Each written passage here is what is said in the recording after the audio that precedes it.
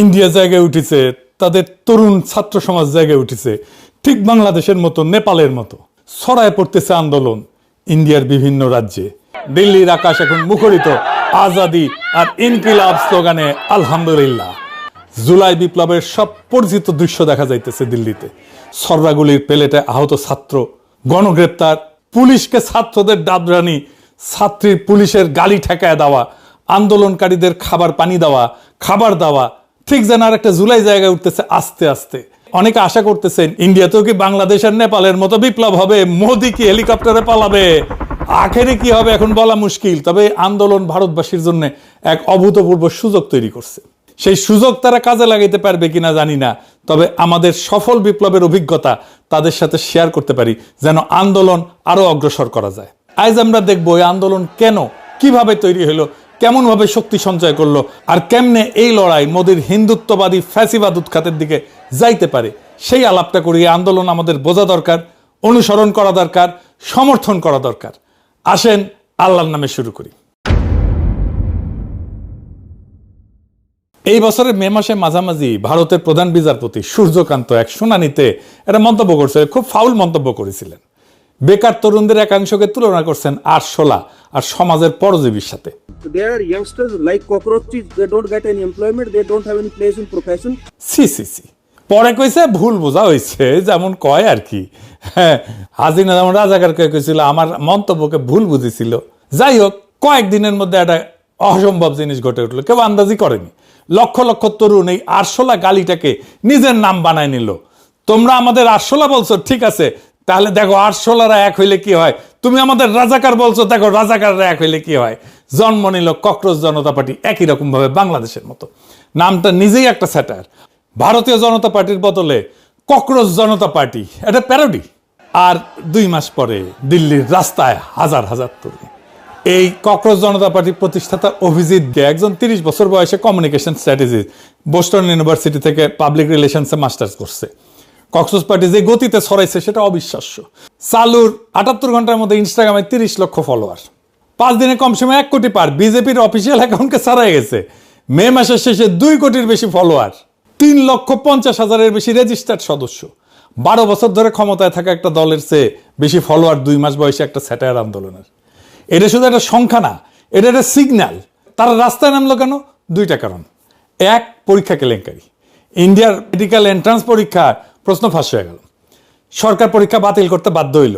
3রা মে পরীক্ষার পরপরই প্রশ্ন ফাঁসের অভিযোগ ওঠে। রাজস্থানে টেলিগ্রামে ছড়ানো প্রায় 120টা প্রশ্ন গেস্ট পেপারের সাথে মিলে যায়, সাজেশনের সাথে মিলে যায়। 20 লক্ষের বেশি পরীক্ষার্থী অংশ নিয়েছিল। পরীক্ষা বাতিল হয় এবং এর জেরে আত্মহত্যার ঘটনাও ঘটে, ঠিক হাসিনা আমলের মতো। একের পর এক প্রশ্ন ফাঁস হচ্ছিল না। এই একটা ঘটনায় গোটা দেশের তরুণদের ক্ষোভের প্রতীক হইয়া দাঁড়াইল। আর 2 নম্বর, রাষ্ট্রীয় দমন। এখানে একজন মানুষকে আমাদের চিনতে হবে, যাকে না চিনলে আন্দোলনের মাত্রা বোঝা যাবে না। সোনাম ওয়াংচুক কে ইনি লাদাখের একজন ইঞ্জিনিয়ার, শিক্ষা সংস্কারক এবং পরিবেশ কর্মী। 1988 সালে উনি সেক মল নামে একটা বিকল্প স্কুল আন্দোলন গড়ে তোলেন। চক, টক আর লাঠির বদলে আনন্দময় বাস্তব দক্ষতা ভিত্তিক শিক্ষা, বিশেষত লাদাখের প্রান্তিক তরুণদের জন্য। এই কাজের জন্য তিনি 2018 সালে এশিয়ার অন্যতম সম্মানজনক রমন ম্যাগসেসে পুরস্কার পাইছিলেন। পরে 2019-এ অনুচ্ছেদ 370 বাতিল এবং লাদাখকে বিধানসভাহীন কেন্দ্রশাসিত অঞ্চল বানানোর পর থেকে তিনি লাদাখের সাংবিধানিক সুরক্ষা এবং রাজ্যের মর্যাদার দাবিতে বারবার অনশন করছেন। কিন্তু ইন্ডিয়া জুড়ে সাধারণ মানুষ তাকে অন্য একটা কারণে চেনে। কথিত আছে 2009-এর ব্লকবাস্টার 3 ইডিয়টসের আমির খানের অভিনীত যে চরিত্র ছিল ফুনসুং ওয়াংডু, এইটা ওয়াংচুকের আদলে তৈরি। নামেও কিন্তু মিল আছে, ওয়াংডু আর ওয়াংচুক। চরিত্রটার সাথে ওয়াংচুকের মিল কিন্তু স্পষ্ট। প্রথাগত শিক্ষা ব্যবস্থার বিরুদ্ধে বিদ্রোহী, উদ্ভাবক, প্রত্যন্ত এলাকায় শিশুদের আনন্দে শেখানো একজন শিক্ষক। এবং আমির খানও কিন্তু ওইরকম লাদাখের আশেপাশেই গেছিল আর কি। সত্য মিথ্যা যাই হোক, জনপ্রিয় মানুষের জনপ্রিয় স্মৃতিতে ওয়াংচুক, ফুংসুক ওয়াংডু, এই ধারণাটাই তাকে জাতীয় আইকন বানাইছে এবং সেটাই এই আন্দোলনে তার আলাদা ওজন দিছে। এই মানুষটাই 59 বছর বয়সী ম্যাগসেসে জয়ী লক্ষ তরুণের কাছে অল ইজ ওয়েলের প্রতীক। যখন ককরোচ আন্দোলনের সংগতিতে তিনি 3 সপ্তাহ অনশন করলেন আর পুলিশ তাকে জোর করে হাসপাতালে নিয়ে গেল, তখন ক্ষোভ বিস্ফোরিত হইল। একজন সাধারণ কর্মী না, একজন জাতীয় নৈতিক প্রতীকের গায়ে হাত পড়ায় আন্দোলন নতুন মাত্রা পাইল। আর 20 জুলাই 10,000-এর বেশি বিক্ষোভকারী পার্লামেন্টের দিকে মিছিল করলো, দাওয়া দিল, পুলিশ কাঁদানে গ্যাস লাঠি চালাইলো। এইটাই এখন পর্যন্ত মোদী সরকারের বিরুদ্ধে তাদের সবচেয়ে বড় চ্যালেঞ্জ। মূল দাবি এখনো পর্যন্ত শিক্ষামন্ত্রী ধর্মেন্দ্র প্রধানের পদত্যাগ আর পরীক্ষা ব্যবস্থার সংস্কার। এখনো পর্যন্ত মোদী হটাও দাবি তারা তোলেনি, অন্তত এখন না। আমাদের জুলাই বিপ্লবও কিন্তু শুরু হয়েছিল কোটা সংস্কারের দাবিতে, একটা পেটি বুর্জোয়া দাবি নিয়ে। সেটাই হাসিনা উৎখাতের লড়াই হয়ে গেল। এই আন্দোলনটার সাথে জড়ায় আছে তরুণদের বঞ্চনা আর অনিশ্চিত ভবিষ্যতের ঘটনা। হঠাৎ করে কিন্তু এটা জ্বলে ওঠেনি তরুণেরা। মোদির শাইনিং ইন্ডিয়ার নিচে কোন অন্ধকার জমে আছে সেটা কেউ ঠাউর করতে পারেনি, কিন্তু এই অর্থনৈতিক সংকটই তরুণদের সরাসরি আঘাত করছে আর তরুণেরা গর্জে উঠছে। এই সংখ্যাগুলো একটু দেখে নি। ইন্ডিয়ার জনসংখ্যা তো 2026-এ প্রায় 147 কোটি। এর 65% 35 বছরের নিচে। শুধু 15 থেকে 29 বছর বয়সী তরুণেরাই প্রায় 37 কোটি। পৃথিবীতে সর্বোচ্চ। প্রত্যেক বছর 1,20,00,000 নতুন তরুণ শ্রমবাজারে ঢুকতেছে, কিন্তু ইন্ডিয়ায় 25 বছরের নিচে গ্র্যাজুয়েটদের বেকারত্ব প্রায় 40%। বেকার তরুণদের মধ্যে যারা 20 থেকে 29 বছর বয়সী, তাদের মধ্যে গ্র্যাজুয়েটদের অংশ 2017-তে 46% ছিল, 2023-এ এটা 67% হয়েছে। বেকারদের 2/3 এখন ডিগ্রিধারী গ্র্যাজুয়েট। মানে লেখাপড়া করলেই যে গাড়ি ঘোড়া চলা যাবে তা কিন্তু না। শিক্ষার দারিদ্র্য থেকে বেড়ানোর আর সিঁড়ি হয়ে নাই। শিক্ষা এখন হতাশার একটা নতুন উৎস। 20 থেকে 29 বছর বয়সী 6.5 কোটি গ্র্যাজুয়েটের মধ্যে প্রায় 1 কোটির বেশি বেকার গ্র্যাজুয়েট। এই সংখ্যাটা সুইডেন বা পর্তুগালের গোটা জনসংখ্যার চেয়ে বেশি। 2004 থেকে 2023 পর্যন্ত প্রত্যেক বছর প্রায় 1/2 কোটি গ্র্যাজুয়েট যোগ হইতেছে, কিন্তু চাকরি পাইতেছে 28 লক্ষ। স্যামুয়েল হান্টিংটনের একটা পুরানো ধারণা আছে, যখন একটা সমাজে আকাঙ্ক্ষা বা অ্যাসপিরেশন দ্রুত বাড়ে কিন্তু সুযোগ বা অপরচুনিটি সেই গতিতে বাড়ে না, তখন সেই যেই ফাঁকটা তৈরি হয় সেটাই অস্থিরতার জন্মভূমি। অর্থনীতিবিদরা এটাকে বলে অ্যাসপিরেশন অপরচুনিটি গ্যাপ। ভারতের 36 কোটি তরুণ শিক্ষিত হচ্ছে, স্বপ্ন দেখতেছে, ইনস্টাগ্রামে গোটা দুনিয়ার জীবনযাত্রা দেখতেছে, আর বাস্তবে চাকরি নেই। এই ফাঁকটাই ককরোচ। বঞ্চনাটা বানানো না, সংখ্যায় প্রমাণিত এবং গভীর। এটা নিছক ভাইরাল একটা ট্রেন্ড না। ভারতের তরুণরা অনেকবারই রাজপথে নামছে, এইবারও নামছে, রাজনৈতিক পরিবর্তনও আনছে। আসেন সেইগুলো আমরা একটু ফিরে ফিরে দেখি। ভারতের ছাত্র তরুণদের আন্দোলন এটা নতুন কিছু না। এই আন্দোলনগুলো দেখলে একটা প্যাটার্ন কিন্তু ধীরে ধীরে বাড়ায় আসে। 1974-এ গুজরাট আর বিহারের কলেজগুলোয় ছাত্রগুলো রাস্তায় নামলো। দাবি খুবই সাধারণ, সেনা দাবি, শিক্ষার ফি কমাও, খাবারের দাম কমাও, দুর্নীতি থামাও। আগের বছর ফসল মার খেয়েছিল ওই অঞ্চলে, খাদ্য উৎপাদনে ধস নামছে, মূল্যস্ফীতি থেকে প্রায় 17%। মানুষের পেটে টান পড়ছে, আর ছাত্ররা সেই ক্ষোভের প্রথম কণ্ঠস্বর হয়ে উঠল। কিন্তু ছাত্র আন্দোলনের একটা চিরকালীন সমস্যা আছে, উত্তেজনা থাকে, সংগঠন থাকে না।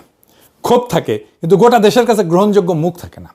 বিহারের ছাত্ররা এই দেয়ালে বারবার ধাক্কা খাইতেছিল। তারা তখন এমন একজনের দ্বারস্থ হইল যিনি বহু বছরের সক্রিয় রাজনীতি থেকে দূরে ছিলেন, নাম জয়প্রকাশ নারায়ণ। ইনি কে? ভারতের স্বাধীনতা সংগ্রামের একজন কিংবদন্তি। ব্রিটিশ বিরোধী আন্দোলনে জেল খাটছেন, সমাজতন্ত্রী নেতা হিসেবে নেহরুর সমসাময়িক। কিন্তু স্বাধীনতার পর উনি ক্ষমতার রাজনীতি আর করেননি, ছেড়ে দিচ্ছেন। মন্ত্রিত্ব দেওয়া হয়েছিল ওনাকে, প্রস্তাব ফিরাই দিচ্ছেন উনি প্রস্তাব। উনি সামাজিক আন্দোলন করতেন, ভূমিহীনদের সাথে কাজ করতেন, জমিদারদের কাছ থেকে জমি নিয়ে গরিবদের বিলাই দিতেন। তার মানে ওনার কোনো পদ ছিল না, দল ছিল না, ক্ষমতার লোভ ছিল না। ঠিক এই কারণেই তার কথার ওজন ছিল অন্য সবার চেয়ে বেশি।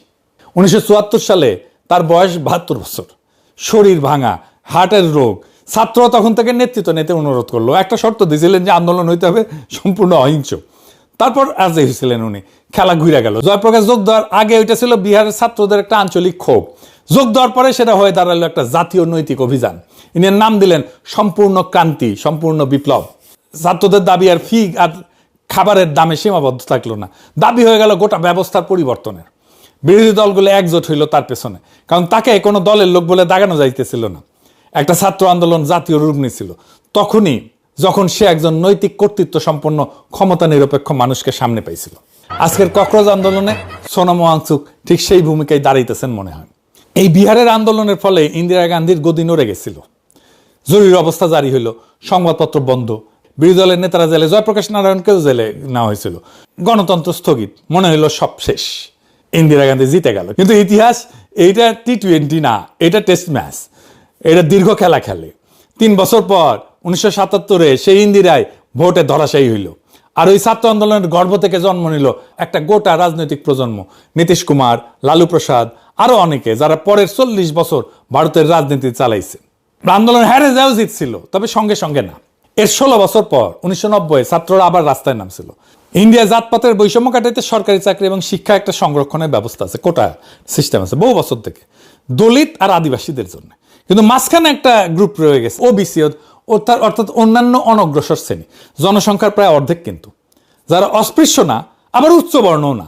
1979 সালে বিপি মন্ডলের নেতৃত্বে একটা কমিশন সুপারিশ করছিল যে এদের জন্য 27% একটা সংরক্ষণ কোটা দরকার। রিপোর্টটা 10 বছর ধরে ফেলায় রাখা হয়েছিল আলমারিতে, কোনো সরকারি ছোঁয়ার সাহস পায়নি। 1990 প্রধানমন্ত্রী ছিল ভিপি সিং। উনি ভিপি সিং সেটা কার্যকর করার ঘোষণা দিলেন, আর তখনই আগুন লাগলো। রাস্তায় নামলো মূলত উচ্চবর্ণের শহুরে ছাত্ররা, দিল্লি বিশ্ববিদ্যালয় থেকে শুরু করে। তাদের ভয় 27% যদি সিট চলে যায় আর চাকরি যদি চলে যায়, আমাদের কি থাকলো?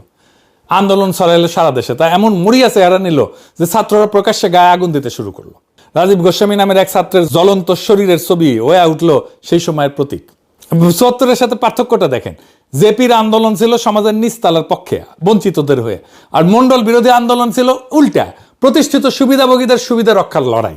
দুটোই ছাত্র আন্দোলন, দুটাতেই তরুণরা রাস্তায়, দুটাতেই আত্মত্যাগ, কিন্তু ইতিহাসের দাঁড়িপাল্লায় দুটার ওজন কি এক না? ছাত্ররা রাস্তায় নামলে সেটা প্রগতিশীল হয়ে যায় না। এই কথাটা আজকের কক্সবাজারের ক্ষেত্রে মাথায় রাখতে হবে। যেমন শাহবাগের তরুণ আর জুলাইয়ের তরুণরা কি এক? কোনটা প্রগতিশীল? শাহবাগ প্রতিক্রিয়াশীল আর জুলাই প্রগতিশীল। তরুণরা কি চাইতেছে তা না, প্রশ্নটা হলো কার হয়ে চাইতেছে। আর এই আন্দোলনের ফল আসলো খুব দ্রুতই। বিজেপি ভিপি সিং এর উপর থেকে সমর্থন তুলে নিল, আর নভেম্বরে ভিপি সিং সরকার পড়ে গেল। দেখে মনে হলো আহা, আন্দোলনের সরকার ফেলাই দিল। না, ভিপি সিং এর সরকার ছিল একটা ভঙ্গুর জোট সরকার, নিজের কোনো সংখ্যাগরিষ্ঠতা ছিল না, বাইরে থেকে দুই বিপরীত মেরুর সমর্থনে টিকেছিল, একদিকে বিজেপি আর একদিকে বামপন্থীরা। অদ্ভুত ব্যাপার। এই সরকার এমনিতেই সুতায় ঝুলতেছিল, রাস্তার চাপ শুধু শেষ ধাক্কাটা দিছে। সরকার পড়ছিল সংসদের ভেতরে, রাস্তায় না। বাম আর বিজেপি একসাথে সরকারকে সমর্থন দিছিল, আজীব ব্যাপার না? এরপরে 2011 দিল্লির যন্তর মন্তরে অনশনে বসলো একজন প্রবীণ গান্ধীবাদী সমাজকর্মী, আন্না হাজারে। মহারাষ্ট্রের গ্রামে পানি সংরক্ষণের কাজ কইরা পরিচিত হয়েছিলেন, ঠিক একই জায়গায় যেখানে আজকে কক্রোচরা বসে আছে। দাবি একটাই, একটা শক্তিশালী দুর্নীতি বিরোধী প্রতিষ্ঠান লোকপাল দিতে হবে।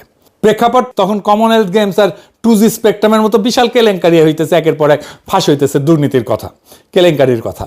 মধ্যবিত্ত রাস্তায় নেমে আসলো, 24 ঘন্টায় টিভি চ্যানেলে লাইভ সম্প্রচার করলো।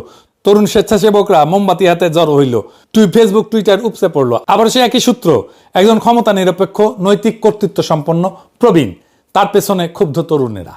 সরকার সরাসরি পড়েনি, লোকপাল আইন শেষ পর্যন্ত পাশ হয়েছিল, তবে অনেক পানি ঘোলা কইরা। কিন্তু আসল ফল ছিল অন্য জায়গায়। এই আন্দোলনের পেট থেকে বাড়ায় আসলো একটা নতুন রাজনৈতিক দল, আম আদমি পার্টি। আর 3 বছর পর 2014-তে কংগ্রেস জোট ক্ষমতাচ্যুত হইল। আম আদমি পার্টি দিল্লিতে দুর্দান্ত করলো, পাঞ্জাবেও পৌঁছাইলো, কিন্তু জাতীয় বিকল্প হইয়া উঠতে পারলো না। শহুরে শিক্ষিত মধ্যবিত্ত ভিত্তির বাইরে বেড়ানো তার পক্ষে কঠিন হয়ে দাঁড়াইল। এটা মনে রাখবেন, এই ঘটনা ঘটছে জাসদের ক্ষেত্রে, এনসিপির ক্ষেত্রেও। আর কক্রোচ আন্দোলনের সামনে ঠিক একই ফাঁদ কইরা আছে, আর একটা আম আদমি হয়ে যাওয়ার ফাঁদ। এবার দুইটা সাম্প্রতিক ঘটনা, এই দুইটাই মোদী সরকারের আমলে। প্রথমটা সিএএ এনআরসি বিরোধী আন্দোলন, 19 থেকে 20, নাগরিকত্ব আইনের সংশোধন করে দেশ জুড়ে বিক্ষোভ, বিশ্ববিদ্যালয় ক্যাম্পাসগুলো উত্তাল, দিল্লির শাহিনবাগে মাসের পর মাস ধরে বসে থাকা নারীদের অবস্থান, বিশাল আবেগ ঘন ছবির মতো সুন্দর প্রতিরোধ। কিন্তু শেষ পর্যন্ত রাষ্ট্রীয় দমন, দিল্লিতে দাঙ্গা হইল, আর তারপরে কোভিডের ধাক্কা। সব মিলে আন্দোলন স্থিমিত হয়ে গেল, আইনটা রয়ে গেল। কিন্তু তার ঠিক পরেই আসলো দ্বিতীয় আর একটা ঢেউ, এবং এইটাই এই গোটা ইতিহাসের সবচেয়ে গুরুত্বপূর্ণ অধ্যায়, কৃষক আন্দোলন। 2020 থেকে 21 তিনটা নতুন কৃষি আইনের বিরুদ্ধে পাঞ্জাব এবং হরিয়ানার কৃষকেরা ট্রাক্টর নিয়ে দিল্লির সীমান্তে এসে বসে পড়লেন। শুধু বসে পড়া না, তারা সেখানে রীতিমতো সংসার পাতলেন, রান্নাঘর করলেন, লাইব্রেরি হইল, চিকিৎসা শিবির হইল, এখানে পত্রিকা ছাপা হইতো। শীত গেল, গ্রীষ্ম গেল, কোভিডের দেও গেল, তারা নড়ল না 1 বছরের বেশি সময়। আর 1921 নভেম্বরে যা ঘটলো তা প্রায় অভাবনীয়। মোদী নিজে টেলিভিশনে এসে ঘোষণা দিল 3টা আইনই প্রত্যাহার করা হইতেছে। कुछ किसान भाइयों को हम समझा नहीं पाए, किसी को भी दोष देने का नहीं है। आज मैं ये बताने आया हूं कि हमने 3 कृषि कानूनों को वापस लेने का, रिपील करने का निर्णय लिया है। কেন কৃষকরা পারলেন যেখানে সিএ আন্দোলন পারল না? কারণ কয়েকটা। কৃষকদের ছিল একটা সুনির্দিষ্ট সীমিত দাবি, এই 3টা আইন বাতিল করো, ব্যাস। ছিল তাদের প্রস্তুত সংগঠন, ছিল কৃষক ইউনিয়ন, ছিল দশকের পর দশক ধরে গড়ে উঠছিল ইউনিয়ন, যাদের সংগঠন এবং আন্দোলনের অভিজ্ঞতা ছিল। আর ছিল আর্থিক ভিত্তি, টাকা পয়সা ছিল, লোকবল ছিল, যা দিয়ে 1 বছর টিকে থাকা যায়। আর সবচেয়ে গুরুত্বপূর্ণ ছিল তাদের দেশবিরোধী বা সাম্প্রদায়িক বলে ট্যাগ দিয়ে দেওয়া যায়নি। সংখ্যাগরিষ্ঠ সম্প্রদায়ের মানুষ ছিল, সবাই হিন্দু ছিল, শিখ ছিল। এবং পাঞ্জাব আর হরিয়ানা, সেই জায়গা থেকে যেখানে পাঞ্জাব আর হরিয়ানা থেকে সেনাবাহিনীতে সবচেয়ে বেশি সৈনিক পাঠানো হয়, এই বৈধতার যে বর্ম ছিল এটাই তাদের বাঁচাই দিয়েছিল। অর্থাৎ শক্তিশালী সরকারকে হারানো যায়, কিন্তু আবেগ দিয়ে না, যায় সংগঠন, ধৈর্য, সীমিত দাবি আর প্রশ্নাতীত বৈধতা দিয়ে। এই জন্যই ছাত্ররা বাংলাদেশে সফল হয়েছিল। রাজনৈতিক দলগুলো বছরের পর বছর, ঈদের পর আন্দোলন ঘোষণা দিয়েও করতে পারেনি, সফল হইতে পারেনি। এখন আসেন দেখি আন্তর্জাতিক মিডিয়া এই ভারতের ককরোচ আন্দোলন নিয়ে কি বলতেছে। পশ্চিমের মূলধারার মিডিয়া কিন্তু বলতেছে এটা আঞ্চলিক ঢেউয়েরই অংশ। আঞ্চলিক ঢেউ মানে যেটা নেপালে হয়েছে, বাংলাদেশে হয়েছে। নিউজ উইক তো সরাসরি লিখছে এই প্রতিবাদ গত 2 বছরে বাংলাদেশ, নেপাল থেকে কেনিয়া, মাদাগাস্কার, মরক্কো, মেক্সিকো পর্যন্ত ছড়ায় পড়া জেনজি রাস্তার আন্দোলনগুলোর প্রতিচ্ছবি। ফিনান্সিয়াল টাইমস বলেন, ওয়াল স্ট্রিট জার্নাল বলেন, এনপিআর বলেন, আল জাজিরা বলেন, পিবিএস বলেন, সবাই আন্দোলনটাকে বাংলাদেশ নেপালের প্রেক্ষাপটে বসায় বিশ্লেষণ করতেছে। আমি যেটা বললাম এই প্রথমে অর্থনীতি, ওয়াল স্ট্রিট জার্নাল অর্থনীতিকে মূল কারণ হিসেবে দেখাইতেছে। দ্রুত বর্ধনশীল অর্থনীতি, কিন্তু তরুণদের চাকরি নেই, এটাই ওয়াল স্ট্রিট জার্নাল বলছে। এখন এই আন্দোলন মোদির পতনের দিকে যাবে কিনা সেটা ভবিষ্যৎ বলবে। তবে মোদিকে যথেষ্ট চাপে তো ফেলবেই। এই আন্দোলন যদি সারা ভারতের সব রাজ্যে ছড়ায় যায় তাহলে একটা বিপ্লবাত্মক অবস্থা সৃষ্টি হইতে পারে। তবে এই আন্দোলন যেটা স্পষ্ট করছে, ইন্ডিয়ান সমাজের গভীরে মোদির শাসনের বিরুদ্ধে বিপুল সংখ্যক মানুষ ক্ষুব্ধ, কিন্তু তারা কথা বলতে পারে না, পথে নামতে পারে না, এবং এরা রাজনৈতিক দলের পিছনে দাঁড়াবে না।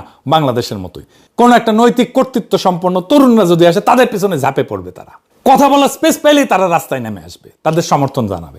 সারা ভারতের তরুণ সব রাজ্যে পথে নামুক। এই সুযোগে মোদির হিন্দুত্ববাদকে পরাজিত করার সুবর্ণ সুযোগ আশা করি ইন্ডিয়ার তরুণ সমাজ হারাবে না।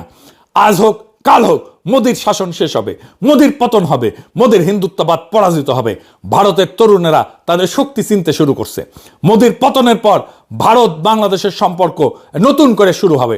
এই উপমহাদেশের রাজনীতি পাল্টায় যাচ্ছে, যাইতেই হবে। আমরা এই মহান পরিবর্তন দেখে যেতে পারবো ইনশাল্লাহ। হাসিনা পলাইছে আর তার নাগর মোদি পলাইবে না, এইটা হয় না। আমাদের জীবনে হেলিকপ্টার করে মোদিকে পলাইতে দেখা হবে এক বেহেশতি সুখ। আশা করি খোদা তাআলা আমাদের সেই সুখ থেকে বঞ্চিত করবেন না। ইনকিলাব জিন্দাবাদ, আজাদি জিন্দাবাদ, ককরোচ জনতা পার্টি জিন্দাবাদ। भाव से हाँ पक्षवाद से हम लेके रहेंगे तुम कुछ भी कर लो।